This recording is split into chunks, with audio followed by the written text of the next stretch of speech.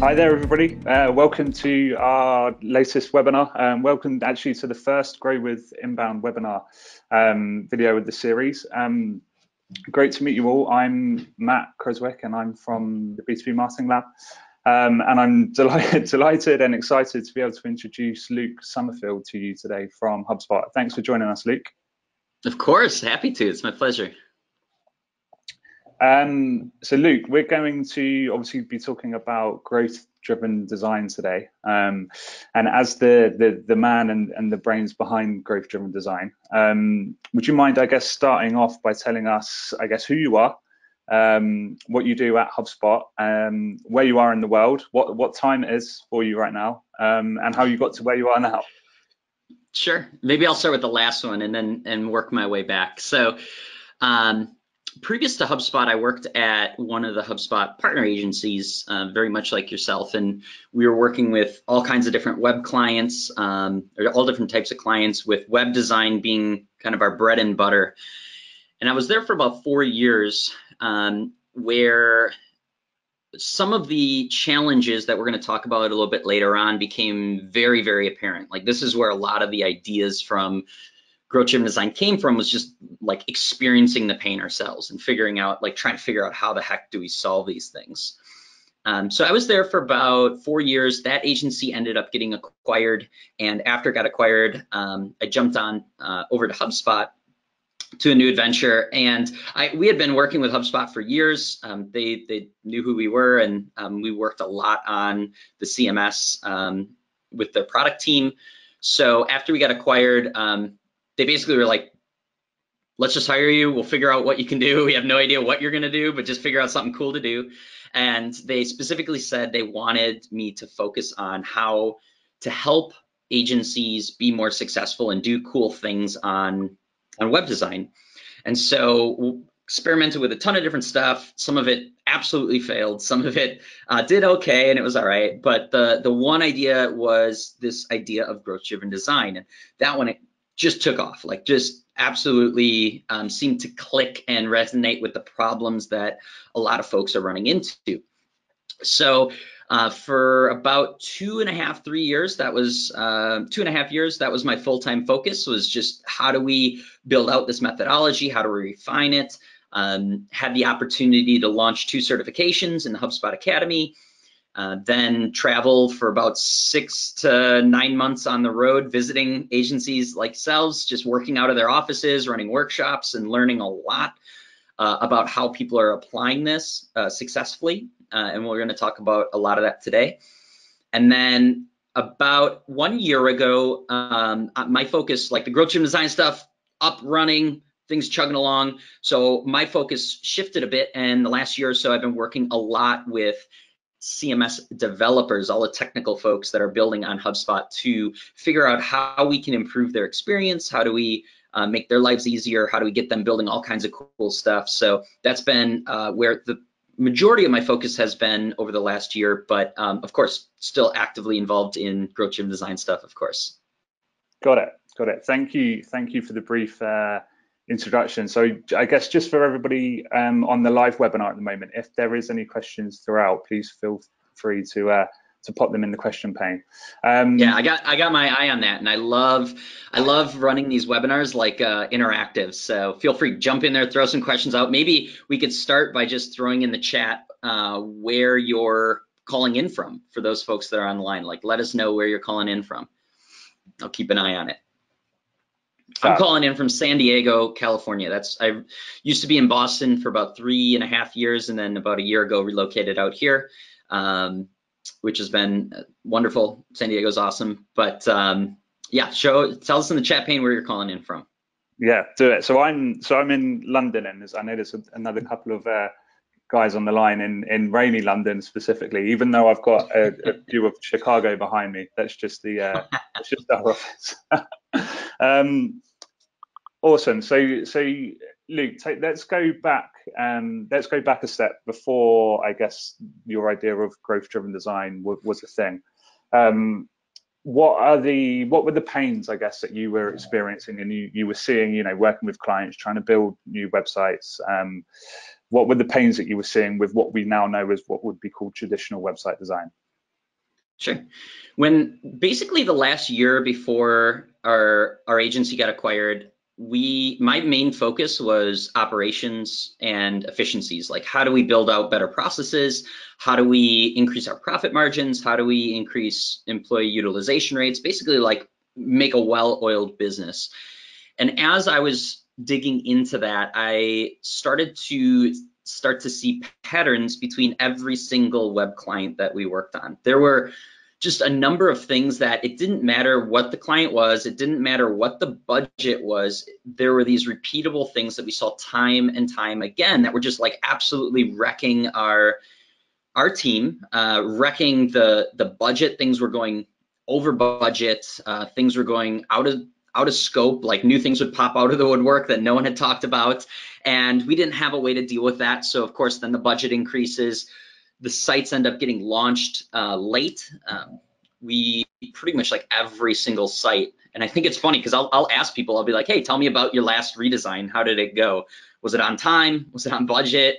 Like, did it perform the way you thought? And like everyone just breaks out laughing because the idea of a website launching on time is just like unheard of. We've just kind of accepted that that's how the web design process works. And we also saw that a lot of the team was just internally, and the client was just getting super frustrated in the process. And so NPS scores were going down. People weren't quite as happy.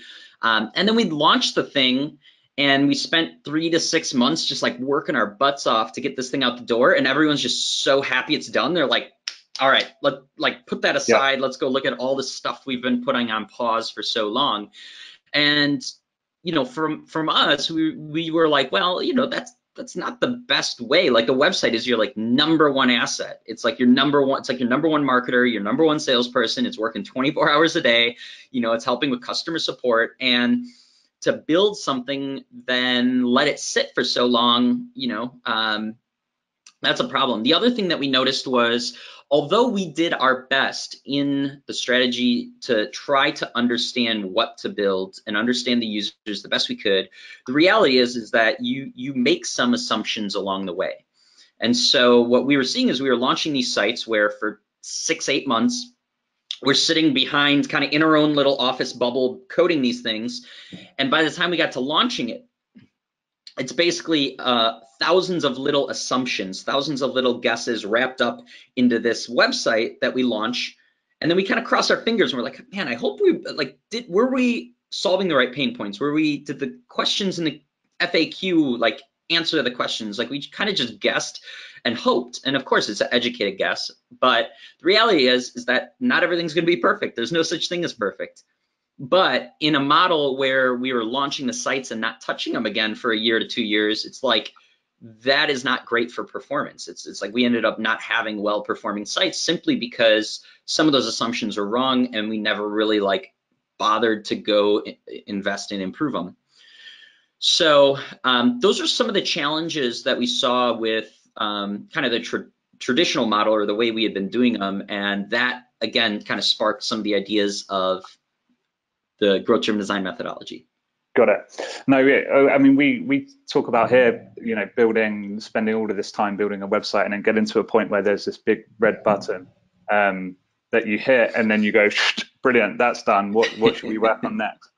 And I does think anyone on the line, does any of this resonate with you? Like, type down in the chat if you've experienced this, if you've ever like had some of these problems we're talking about. A couple of people shouting out yes straight away.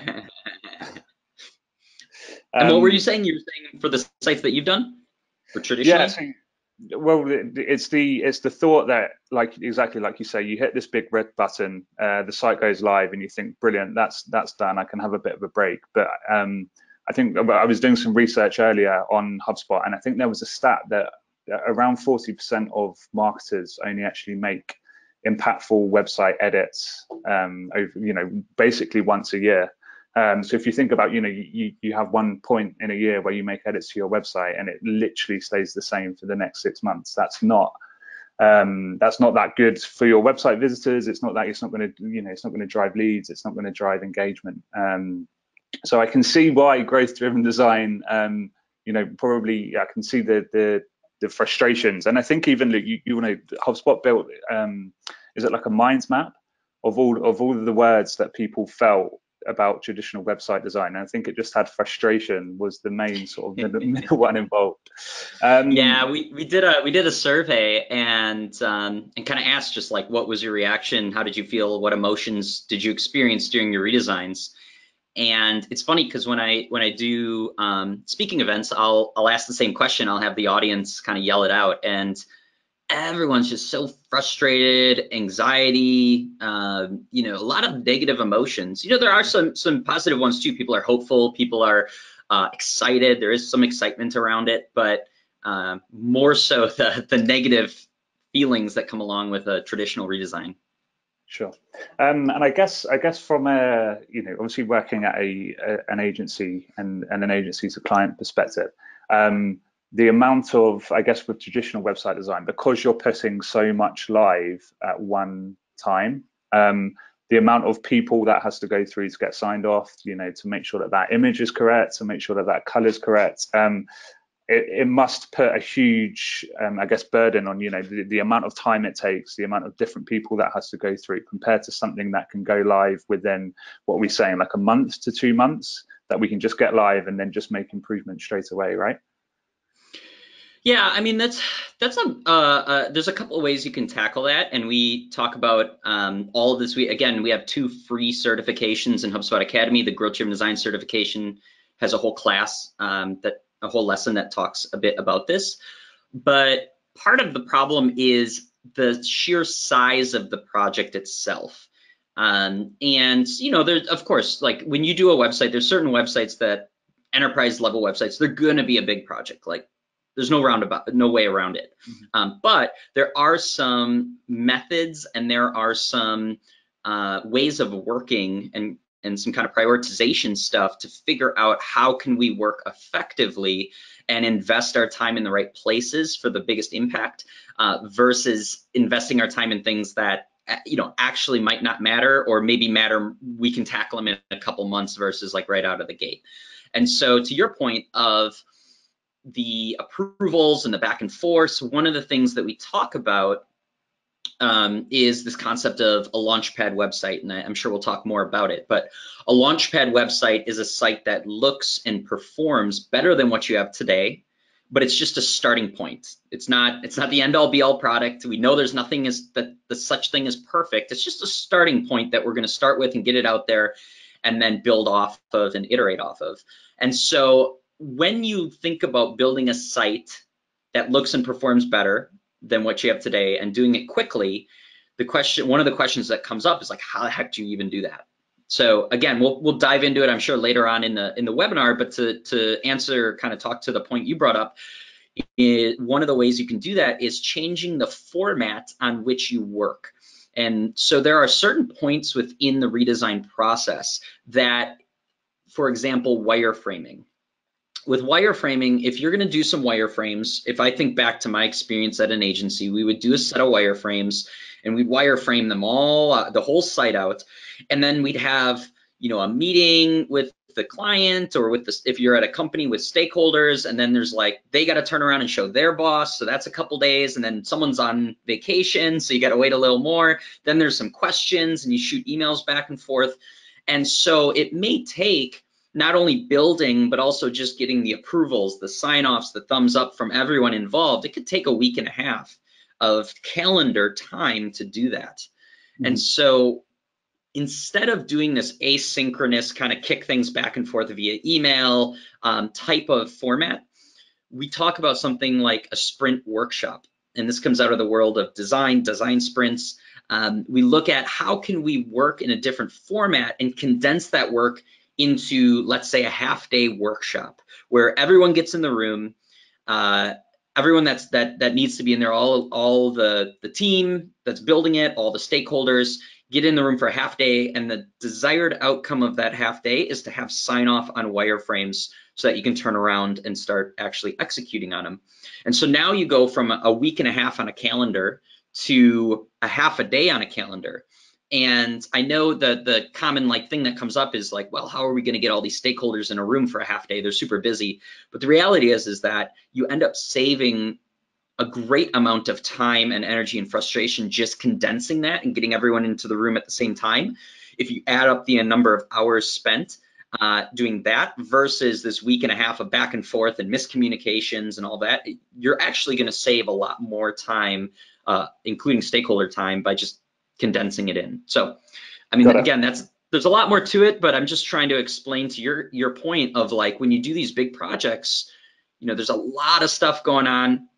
There's a lot of guesses, and also the way that we traditionally build these things, the format is not necessarily ideal for the type of work that needs to get done. Sure. So I guess we've probably covered the traditional side of things and the pain points involved with, you know, spending anything from probably 6 months up to maybe like a year or a year and a half trying to actually build a website before you actually put any edits live.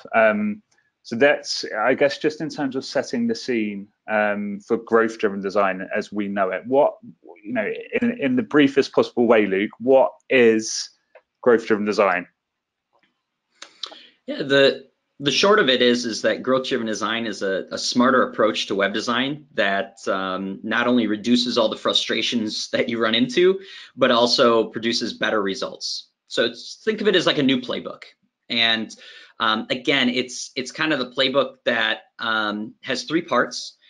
The first part is strategy. And the strategy part is, the goal of that is to gain an empathetic understanding of the world that your audience lives in, right? We want to see the world through their eyes, see what they're trying to accomplish in that world, that they're coming to our company or product or service to try to fulfill and make progress in their life. And only until you have that empathetic view of that world can you actually build something they care about. And a lot of times people say, oh, I know our customers, we can skip over strategy. Why do we want to spend money on that? And like, the reality is most of the folks don't. It doesn't matter how long you've been in the industry. It doesn't matter how, you know, most of them are not close enough with their existing customers. Maybe 5 years ago, they knew they were on the front lines and they knew who they were, but things changed quite quickly. And sometimes there's misalignment on the folks that you actually want to be trying to solve problems for, and then what your actual solutions and how you're positioning and all of that. So again, first stage is strategy, gain that empathetic view. Coming out of the strategy stage, the goal is to have a wish list, what we call a wish list. And these are all the amazing ideas, that 75 to 200 amazing ideas of the pages that you need to have, the functionality you need to have, the, you know, the small, the big, everything. And you're going to prioritize that wish list and use that to move on to the second stage, which is the Launchpad website, again, like we talked about.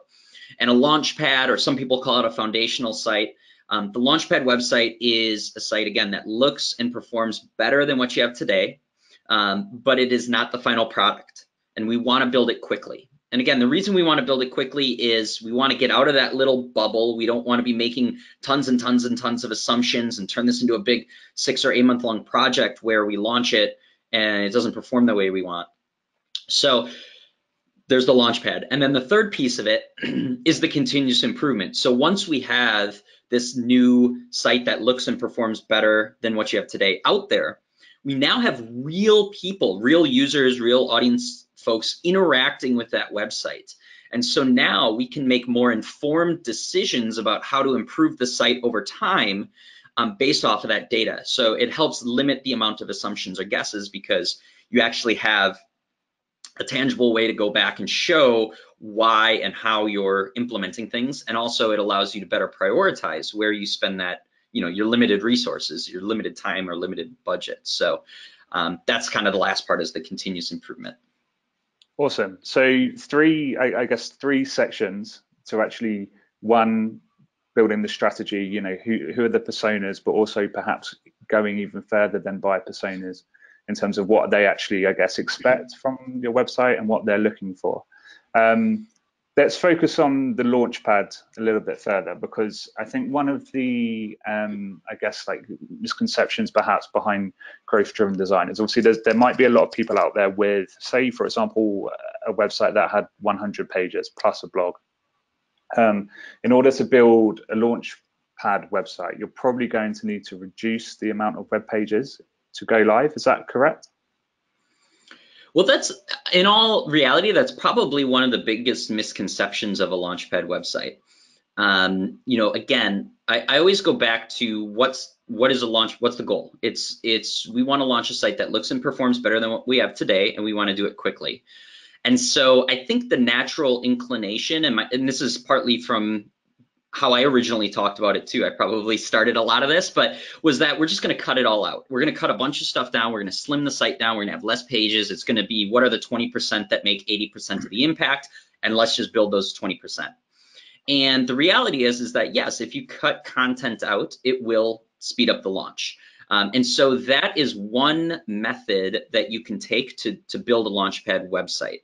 But the reality is that's not always the best method to use for every single customer. Some customers that maybe work great. There may be a startup. There may be someone who's got tons of legacy content and products that are just like irrelevant, that have such low visits, and it doesn't make sense to bring that content along with. And there are, of course, ways that you can deal with that so you don't lose SEO and all of that. But the reality is that there's other ways you can go about building those Launchpad websites quickly. And so there are, in the certification, we outline 5 different methods. The one we were just talking about is called the 80-20 method. Again, what are the 20% that make 80% of the impact?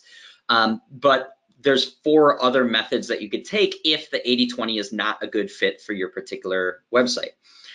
So I'll give you one other example of one that's quite popular, that again works really well actually if you have a very small website, or if you have like an enterprise, like monster website. It's called the launch and expand method. So the launch and expand method, you basically take this project and you break it into phases. And you say, okay, for phase one always starts with the same thing. Phase 1 is we're going to look at all the global elements, anything that kind of runs across all the sections or all the pages of the site. So think header, footer, navigation, styling, all the branding elements included in styling, things that basically make the global experience or the global design. That's going to be phase 1. We're going to tackle that and improve that. Then, or phase 2, we're going to look at, based off the goals that were set in the strategy. In strategy, you start off with the business goals. What goals are we trying to impact using the website as a tool? Based off the goals in the strategy, what are the highest impact pages or sections? If it's an enterprise site, you may be talking about sections. And by sections, I mean an enterprise site may have an e-commerce section, a Japanese version of their site, a Spanish version of their site, a customer support area. They could have a recruiting section, different product lines or divisions. So you look at the sections, or if it's a really small site or a smaller site, you look at what are the pages. So based off of the goals, what are the highest impact pages? And then you pick and say, we're going to tackle probably less than 5. You don't want to go 2 more than 5. Let's say 2 to 5 of those sections are going to be, or pages, in phase 2. And so you just redesign those. Then you say, all right, so we got the global elements, we got our 2 to 5 highest impact pages or sections. Like that is, we're going to draw the line there, and that's going to be the Launchpad website. And so that's going to be that's what we're going to draw the line to of when we're going to press it live. So when you go live with it, you're going live with all the global elements, the global experience, header, footer, so the consistent experience across the whole site. And those highest impact pages are revamped, like optimized, like improved. Then you go into phase 3, phase 4, phase 5, and you continue down those top impact pages until you've kind of swept through the entire site. And on bigger websites, yes, that could be a 6-month or 8-month long process, and that's okay. But the reality is that you're getting something out there that looks and performs better than what you have today, and then kind of tackling the medium impact pages or sections and the low impact pages and sections over time. But now you have real users to gather data on, to make more informed decisions. So again, that's the launch and expand method. In that case, you're not necessarily cutting anything out. but you may just take a smarter approach to how to build and prioritize your time, and then kind of when is the go live versus the let's keep working on this stages. So that's the second. Again, there's 5 total, and in the certification you can learn about the others. The last thing that I want to mention on this topic in general is those 5 methods are one way you can speed up the launch of the site. There's also some internal kind of behind the scenes things that you can do. I think one of the misconceptions with Launchpad websites and is that they look different, or that there's something different about them. But the reality is I could show you a site built with traditional design and a site built with growth-driven design, and no one's going to know the difference, because a lot of the efficiency happens from the internal behind the scenes work. So we talked about one of these things earlier where we were talking about changing the format on which you execute the work on, going from an asynchronous back and forth of approvals and miscommunications and all this to a condensed workshop format. So there's a number of places throughout the process you can switch to a workshop format where you're going to gain not only better ideas and better outcomes, but save time and work more efficiently. The other thing that we talk about is how to effectively create and gather new content. Content seems to be the Achilles heel in the web design process. Like if you have stakeholders that you need to get content from, it takes forever to get, you get it, it's not good, it's just like a nightmare. So content always slows down the website build. And so again, we have some methods that we bake into the GED process, or that we talk about on how you can make sure you're effectively creating and gathering content to make sure you don't run into some of those challenges. And then there's like internal efficiency stuff. It's like, growth-driven design is built off of an agile process. That's kind of the underlying foundation is agile. And so switching how you work from this kind of waterfall, we're going to do all the wireframes and then kind of do all the designs and kind of this linear path, to a much more flexible and agile system. And agile is, you can Google and find out there's a ton of ways that it can help speed up efficiencies, help speed up the time it takes to launch. So again, that's like another internal just process thing that helps you launch faster.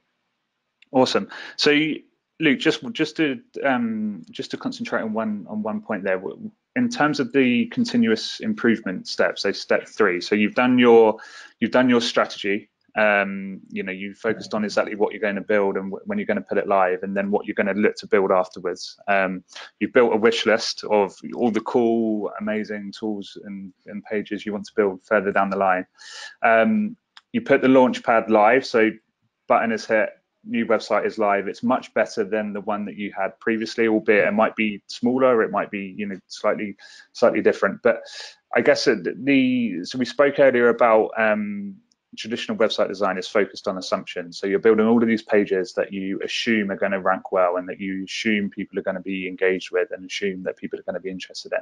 How do you recommend people run the point where they put it live and then they have to decide what to build next, based on the data that they can get out of things like Google Analytics, things like HubSpot? There's like 2 different kind of primary things to think about in the continuous improvement. The first one is the rhythm on which you are working. So in growth-driven design, we have 2 different rhythms that are going on. The first rhythm is a quarterly rhythm. So every quarter. And every quarter, you're having a quarterly summit where you get together with a team, you look at the performance, you look at the original goals, see if any of that changed. And the outcome of that summit is to determine for this quarter, what is going to be our theme. And the theme, there's basically 3 different themes. The first theme is establish, excuse me. And establish basically means like, how are we going to make sure that the foundation or the stuff that we're building is effective? And within that, you can focus on any low-hanging fruits. You could focus on things that maybe didn't make the Launchpad website, but you really wanted to build. Or you could focus on, did the things we build actually answer the questions and provide value to the people, or did we miss the mark a little bit? And then are people coming to the site? Like at the end of the day, you need people coming to the site to gather data, to get results. So there's a number of things outside of, even outside of inbound marketing that you can do, building pillar pages, technical SEO, like things that you can build on the site that can drive more traffic to the site. So Awesome. that's the first theme, is establish, and those are kind of the focus areas or areas you can focus. The other theme that you could set is called optimize.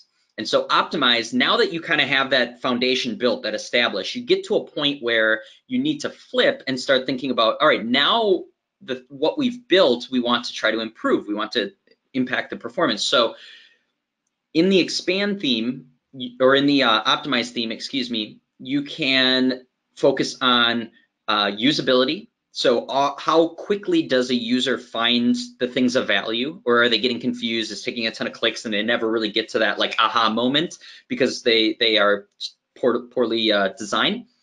Then you can focus on conversion rate optimization. And conversion rate optimization, everyone kind of has their own definition of it. Like it's kind of a moving target, but the way I define it is on your site, you have paths that users take, and those kind of like flows or funnels that users take to get to a desired like outcome. And so during conversion rate optimization in growth driven design, you want to focus on those funnels and removing friction, removing steps, like making users go through those funnels as quickly and as effectively as possible. And then the last part of optimize is personalizing. And so this is where you look at, okay, like the experience on our website, every person coming there has a unique need. They may have unique point in their journey where they're at. And so instead of having kind of a standardized website like most do, you go to the homepage of most websites, that homepage looks the same whether you're a brand new prospect, whether you've been to the site 100 times, whether you've purchased, whether you're a lifelong customer, whether you're coming from the US versus Europe. Like it's just a standard experience, which is not optimal. So during that personalization area, you look at how you can optimize the content by dynamically changing the experience based off of the persona, based off of life cycle stage, like those types of things. So that's the optimized theme. Then at a certain point, once you kind of go through enough time on that optimized theme, you start to see diminishing returns on your effort. So it's like for every hour we put in optimizing something, like we're not seeing quite as much of results. So at that point, you can start looking and switching to the last theme, which is expand. And expand is where you look at how can you build new things onto the website that provide value to the user and help us get closer to our goals. So you could focus on other parts of the user journey.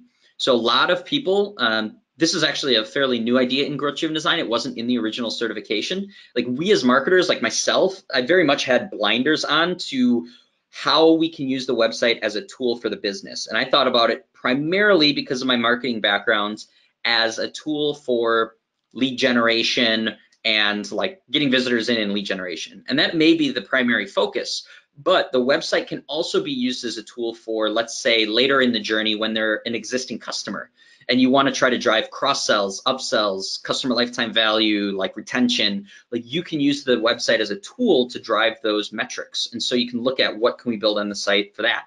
Or maybe brand new customers, like your new user experience or your onboarding, like can we build a better onboarding experience through the website than they're getting today? Or advocates, building out advocacy programs. Like there's a wide spectrum of folks you interact with, and a lot of times the website is only focused on like a very small part of that journey. The other thing in the expand theme is teams, where you look at other teams or departments in the company that could use the website as a tool to get to their goals. So again, usually it starts with marketing, but you could talk to the sales team, you could talk to the customer service team, you could talk to the recruiting team, the HR team, and see what their goals are and see how you might use the website as a tool to help them. Like at HubSpot, our number one thing that we need to do to grow as a company is hire good people. Like hiring is a huge like company priority. And so we put a lot of investment on the website, on our marketing team to build out an inbound recruiting funnel so that we just always have like really great candidates coming in. They're learning about it, they're converting, and we have these high quality candidates. And so we use the website as a tool to try to help that company grow by bringing candidates. So you look at that. And then the last thing in the last focus area in the expand theme is products or digital products. So you can look at, can we build new digital products onto the website that maybe are free or even paid that people would be willing to spend money on, but maybe you do offer them for free. So a good example is we have a tool at HubSpot called marketinggrader.com. And if you go to marketinggrader.com, or I think maybe it's websitegrader.com now, yep. It will give you a free report on like the areas of your website that are doing really well and some areas that need improvement. And like people would probably pay $1 or $2, like a couple bucks or a couple euros for that report, but we offer it for free. And at the same time, we get a lot of value because a lot of those folks go on and download an ebook, they become leads, like they end up purchasing our product later down the line. So just looking at how you could build tools that onto the website or products onto the website that would generate additional leads. So that got a little deep for a second. Sometimes I don't know how to shut up, but that got a little deep. If we pull it back to continuous improvement, again, there's a quarterly rhythm. Every quarter you're getting this summit together and you're basically like steering the ship one way or another for the quarter and setting course. So you pick the theme for the quarter. And that kind of, again, is based off of the life cycle of a website. Usually when a website's launched and it's new, you're gonna stay in the established theme. At a certain point, you're gonna switch, and for next few quarters or longer, you're gonna be in the optimize, and eventually everything's optimized, you're gonna move to expand. And then you kind of repeat the thing. The smaller part of that rhythm is the monthly rhythm. And this is where the individual team members who are doing the work get together and you do essentially a sprint cycle, what we call a sprint cycle. And there's 4 steps to the sprint cycle. There's plan, build, learn, and transfer. Plan is like, we have limited time and resources. Where are we gonna best invest our time and resources on the highest impact items? So your strategist has got a wish list, they prioritize it, they pick off the most impactful items based off the theme of the quarter and the goals you're trying to get to, and they basically put together, here's what we're gonna work on. Then you build it, right? Second step, build the actual stuff. You use data. If it's something that's could present a little bit of a risk or there's a learning opportunity, you can run an experiment and write out a hypothesis and kind of go through the scientific method to validate some of the ideas, learn from your users, which brings you to the third step, the learn step, where you basically say, all right, did the things that we built this month perform the way we thought? Yes or no? And if not, why? What did we learn about our users, so that when we go through this cycle the next month, we can be smarter about the things on how we build it. And then the transfer step is basically, as you're learning about the users, like what other departments, what other teams can you transfer that knowledge to help them do better work? And did those other teams learn anything about the users or your customers that could be like pulled back in the next time you go through that cycle? And so that's the monthly kind of rhythm that you go through. So that's, in a nutshell, the continuous improvement cycle. Got it. Awesome. No, so Luke, just to focus on a couple of bits that you mentioned there. First one is, I guess, the movement from the website just being used as a marketing tool, but actually being used as a tool in things like recruitment and things like, in sales, using things like knowledge base to be used with customer service. We've seen obviously a theme in terms of the HubSpot tools, how HubSpot was launched in 2006 as just a marketing tool. And obviously, if you look at the tools now, it's much bigger and wider than that. Just to dig deep into the HubSpot side of things for a minute. So obviously with any website, whether it's traditional, whether it's growth-driven design, you can build it in whatever CMS platform you want to, and whichever sort of marketing automation tool you want to. But why does HubSpot fit so well from a tool set in terms of being able to build a growth-driven design-based site? I mean, growth-driven design is just like inbound marketing. It's tool agnostic. Like, you can do inbound marketing on any tool you want. You don't have to use HubSpot.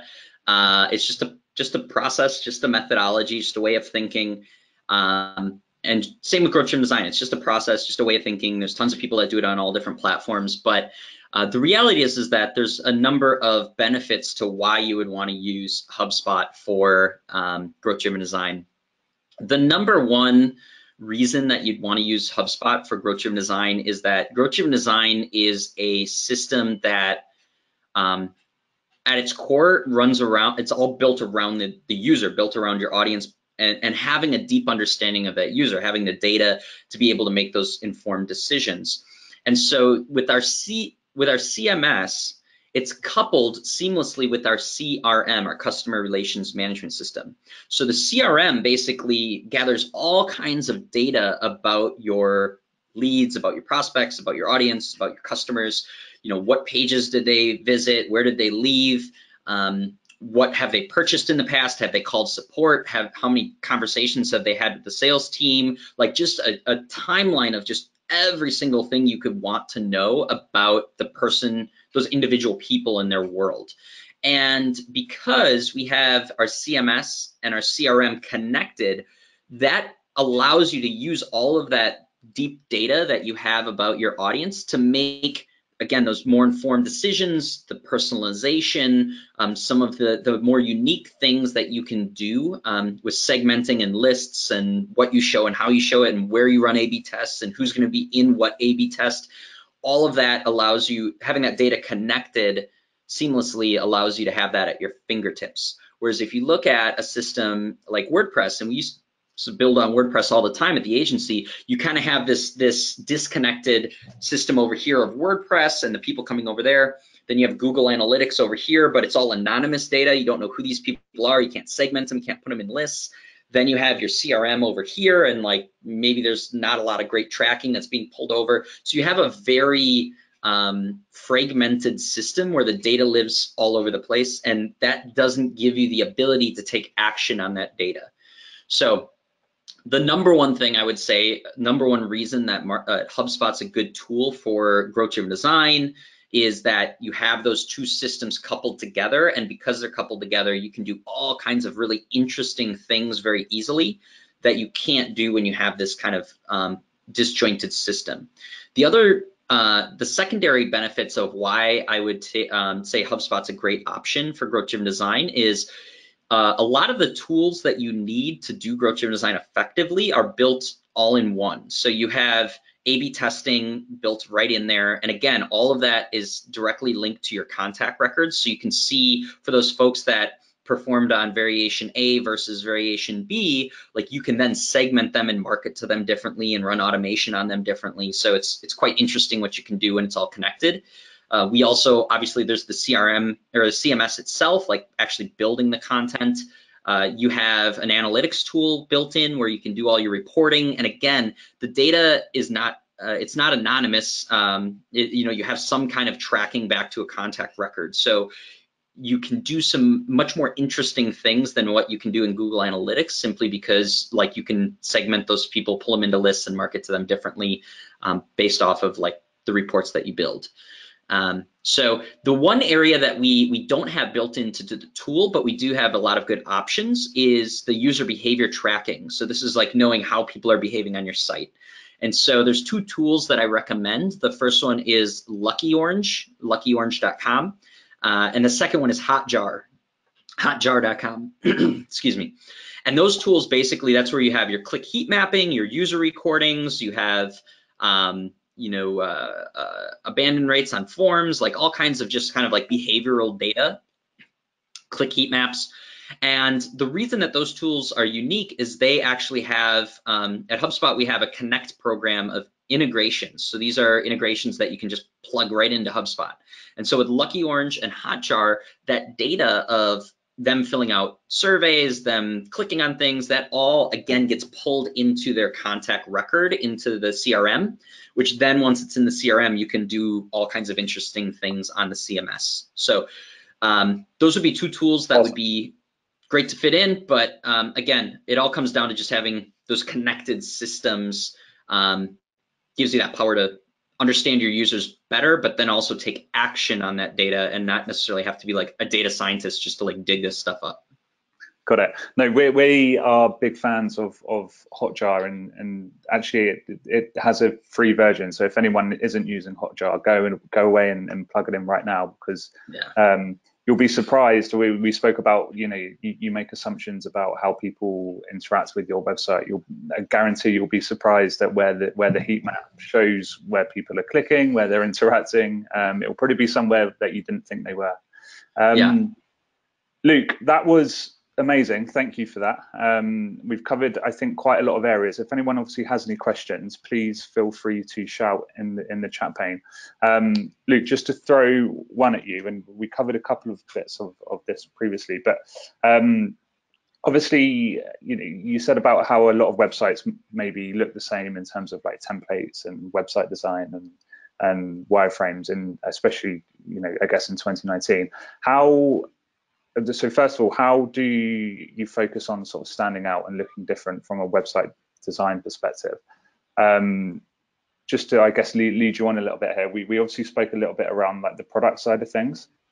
And that could be one area where HubSpot have things like website grader, things like, build my persona, things that aren't necessarily like an ebook or a web page or something that's a little bit more interactive. And secondly, around the smart content side of things. So someone coming onto your website and not everybody seeing exactly the same homepage banner, but actually you being able to provide different content based on what industry they're in, what persona they are, and what location they're in, and that sort of thing. I guess, what would your advice be in terms of products, be it smart content, be it website design? How do you stand out? How do you sort of, maximum engagement, maximum interaction on a website in 2019? Yeah, I think the best thing to think about in general is, again, like a lot of it comes down to understanding your audience and the pain that they're going into, and then building content on the site. Could be products, could be building things that match that pain. So a lot of the ideas in growth-driven design were inspired and pulled from the software world and what high performing teams like HubSpot and Facebook and Google and all these teams are doing, and how they think about building a product to solve a problem. And we just kind of apply a lot of those ideas to the website, thinking the website as a product that solves problems, and maybe some of that's free, some of it's not. So again, that's the starting point on no matter what you do. That's why strategy is so important, and revisiting strategy on a regular basis is important. So that's probably number one. Number two is, I think for a while in the inbound marketing world and just kind of the web marketing, digital marketing world, we were in kind of the Wild West before, where there wasn't a lot of content out there. Like 15 years ago, 10 years ago, there wasn't a lot of content out there. And so people were just creating anything they could. They're like, let's just create a 400-word blog post about whatever, and like, just because it'll get found and it'll pull people in, and it worked. But what we've seen, and we've seen this at HubSpot, we've done a number of studies. I believe we have some public blogs about this, or on our Medium maybe. There's been a big shift over the last few, maybe two, 3 years, where it's much more of a quality over quantity type of a game. So we used to post at HubSpot like tons and tons of blogs, like 500 word was our minimum, blah, blah, blah. Now we have, I think the minimum is 1,000 words, but we even push to like 3,000 words. And so where we really want to, and we invest a lot more time in researching, we try to get primary data that like no one's ever sourced that data before. So we try to be as unique and as original and as in depth as possible. And it does require a bit more of an investment per blog post or per pillar page or per whatever item you're building. But going deeper on the topic and investing the time to really like build out something more fleshed out is going to perform and get to your end goal better than doing like 30 blog posts that are like 400 words that like doesn't really necessarily help solve that pain point, because it's just so brief and so light. So I think that's the other consideration, is just if you have limited time and resources, I would recommend to invest those resources very focused, very on like one or two things, and like really knock those out of the park. Like people should go there and be like, holy crap, like this is awesome, versus like, yeah, it's nice, like whatever. Like that's where I would invest some of the time and energy in standing out, is going deep. So like another good example of this that we do at HubSpot, which again goes back to the digital products that we talked about earlier on, is the HubSpot Academy. So the HubSpot Academy, I just look at it as a digital product. It's a content product. It's not a software product, but it's a content product that we built. It's free, and we have certifications. We have trainings on all kinds of different stuff. Any guesses at all about how long a certification takes to make? I'll I know open you've that done to the floor. a lot of them, so like you've gone through them. Like, any idea on how much of an investment it takes to build one of the certifications out? How about 2 weeks is the first point. I think it's 2 weeks. more than that. I wish. I mean, for one lesson, so one lesson maybe half hour long, it's probably a 2 to 4 weeks full time. You got to we write all the scripts out from scratch. So you got to script the whole thing. You got to get it edited. You got to build the slide decks. The slide decks got to get edited. We got video producers. So they record it, they edit it. You got to build the quizzes. Like, there's a lot of work that goes into it. Like a certification from start to finish, it's probably a 6-month long project, probably has 1 or 2 full-time people on it, and then maybe 6 part-time people. I mean, it's going to cost it's like a 50 to 60,000 euro investment in building this thing out, and 6 months worth of time. It's like a website, and all I'm saying here is that we could probably talk about the same topics and just create a couple ebooks in like a week, and like we could cover all the same topics, write an ebook. But there's a million ebooks out there. But the thing that makes it unique, and the thing that allows it to perform so well, not only delivering value to the people taking it, but also for the business in terms of leads and the performance on how it hits our goals, is because we invested that much time in it. It's something that people are willing to spend the money on, they're willing to share and talk about, because it's just we try to make them in a very remarkable way. So that's something that is very hard for other people to replicate. It's very hard. There's not a lot of other online academies like that in general in the marketing world. And so again, it's just goes back to that idea of how do you stand out, and it's again just making sure you really nail the problem, and then invest heavily in a focused solution versus trying to do a little of everything. Yeah, no, I think just to follow on from that, Luke, a lot of the success that we see our clients get is when they think about obsessing with solving a problem, or obsessing with creating a product or content that's going to help somebody. Like you say, anyone can go away and write, a 500-word blog or throw an ebook up. But when you really start obsessing about answering a question well, that a lot of your sales team are getting asked, that's when there's almost like a switch point, a turning point, where your web traffic will go sky high, as will your leads. Totally. Luke, we've got a few minutes left, just to throw one final question at you. Yeah, I'll try to keep it short. Like I said, sometimes I don't know how to shut up, so I'll keep it short. Good. If you were coming at growth-driven design with quite a large website at the start, that was perhaps, the navigation needs improving. There's a lot of pages in a lot of different places. It's in sort of maybe in a logical order. How would you start in terms of trying to sort that into I guess like a foldering system, where you can then decide what you're going to go live with a Launchpad, and also how you're going to build it from that point onwards? How do you sort out that sort of mess to begin with? Yeah, this is where you need a really good strategist, or, in the software world, we call it a product manager or product owner. You need someone who's really good at understanding 2 groups. Like the team that's building the site should think about themselves as like in between 2 groups. On one side, you have the company goals, and you have what kind of impact you're trying to make in terms of lead generation, revenue, like inbound recruiting, like whatever the website's being used to try to influence on this side. And on the other side, you have the problems that the audience or your customers are running into, and understanding how do you build something that solves that problem. And sometimes those things don't align. Sometimes there's things that may generate more leads, like a little bit over here, but it actually like hurts the experience over here. And then you have vice versa. Like sometimes you could build really cool things that solve problems, but like don't really track back or relate back to any kind of like anything related to the business. So being a strategist, you first have to, and again, this is why strategy is so important. It's like you have to understand both of those worlds. What are we trying to accomplish from a business goal standpoint? what problems are the users running into? What does their world look like? And then based off of that, that's where you're going to start prioritizing and building out that wish list. And the highest impact items, like you're looking for items that are on there that solve both of those. Like if you do this thing, if we build this section of the site, if we build this page, if we build this tool, like that will fulfill not only solving the user problem first, but because you solve the user problem, it's going to have a effect over here on the business. And so that's the first thing, is understanding that. Then you go to the existing website and you do an audit or research on the existing website so that you understand of what's built today, what fulfills one or the other or both. So you can kind of like say, all right, this thing is like performing really, really well.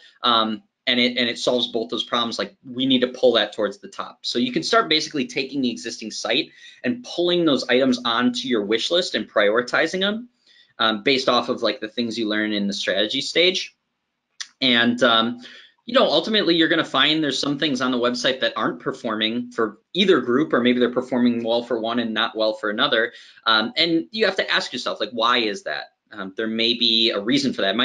It might be the right problem you're talking about, or the right question, or the right thing, but the format's wrong, or it's not working on mobile. And so the message never gets across to those people that are coming on mobile. So there's some digging you have to do to see, like, okay, we have this thing, but we can adapt it. We need to kind of change what it is in order for it to be more effective. So I think the high level of that is, one, that's where the strategist really shines, is being able to understand these two groups and then be the middle person who can take the current site, audit it, and understand what we need to pull over, what we need to build that satisfies both groups. And then what do we have on the site that maybe satisfies one or the other, but we can tweak? And then what's on the current site that's just like, that doesn't, I mean, neither of these groups, it's not helping either of these groups. Like, it's just kind of like clutter, or it's just there, or it's, maybe legacy stuff that like no one, it's a product that was built 10 years ago and this group doesn't care about it and this group doesn't care about it. Okay, let's put it in an archive section somewhere on the site versus putting it front and center on the menu. So that's kind of like the high level. I know that's not super tactical, but I think conceptually, every website's going to be different. So it's always hard to give tactical do this type stuff. But conceptually, that's the way that you need to approach the current site. And I think the last thing that I'll mention on that is it's very easy. I found myself when I worked at the agency, it's very easy to slip into only looking at the world of the current website and how are things performing on there, how are users interacting, and that is important. But you have to also balance that with the fact that the current website could be complete trash, like it's just not built in the right way in the first place. And so if you go in with the blinders on, only thinking about the existing site and what's on the existing site, if you take that and pull that over, you're going to probably not get the best result. So I always like to step back and say, imagine this company didn't exist. Like, imagine this thing was like brand new. There's nothing there that we like. What would be the ideal thing I would build? And then after you kind of have that, you understand the groups, you kind of think about the ideal, then you can kind of then look over and see what's already built that could be repurposed, that could be pulled over, maybe fit some of that ideal stuff, like it fits into those slots of what would be ideal. I think that's like another good just way to think about how to approach these things, because I do, myself included, fall into the trap of seeing the world through the eyes of what's existing today. And a lot of times the website sucks to begin with, and that's why you're in this problem in the first place of wanting to redesign. Got it. Luke, thank you so much for joining us today. Really appreciate that. That was very educational, very helpful, and I learned a lot, and I'm sure the guys on the line did too. So thank you again. Yeah, I appreciate having it and organizing it and all of that. So if anyone else has questions or things I can help with, like, feel free to reach out. Awesome. Thanks, Luke. Thanks, everybody. Cheers.